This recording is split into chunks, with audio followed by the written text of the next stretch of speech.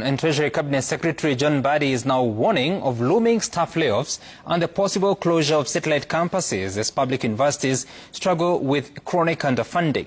Appearing before the National Assembly Committee on Education on Thursday, CS Mbadi said the government may also outsource services in cash-strapped institutions, admitting it can no longer fully meet the needs of government-sponsored students.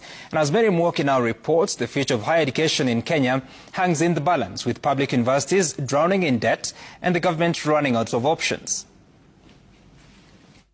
Public universities in Kenya are literally on life support, crippled by years of chronic underfunding, unpaid salaries, ballooning debts and swelling student populations that have pushed once prestigious institutions to the brink.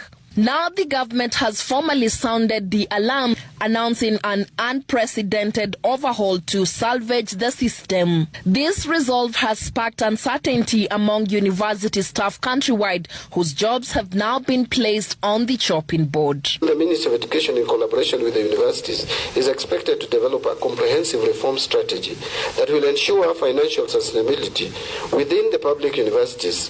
One, restructure public universities to reduce unnecessary administrative costs, and two, measures of staff right sizing and outsourcing of non-core services, and finally, rationalizing satellite campuses and considerations for disposing such assets to offset pending financial obligations, among others. But the touted reforms will come at a steep cost for university staff. Jobs will be lost, entire campuses shut down, and worse, the future of thousands of young Kenyans from poor backgrounds now hung in the balance. Treasury CS John Mbadi bluntly declared that the government cannot and will not continue financing university education at current levels. For a long time in this country, we have been living a lie in the sense that we give universities our children to educate for free without funding.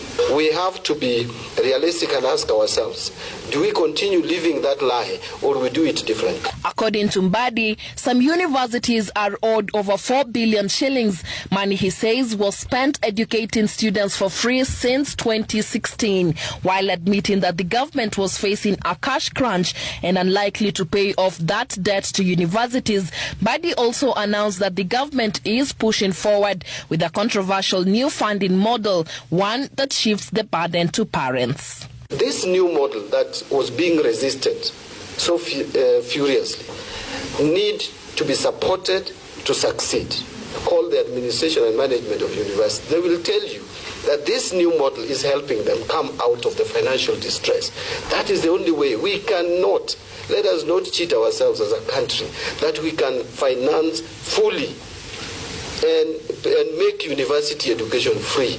The Higher Education Loans Board had recently sounded the alarm over a crippling cash crunch, warning it may no longer sustain student funding. The agency says former beneficiaries owe more than 40 billion shillings in unpaid loans, a debt crisis now threatening to deny thousands of current students crucial financial support. But the critics said the government is simply abandoning its responsibilities and offloading the cost of education onto already overburdened families and leaving behind thousands of bright, poor students with nowhere to go.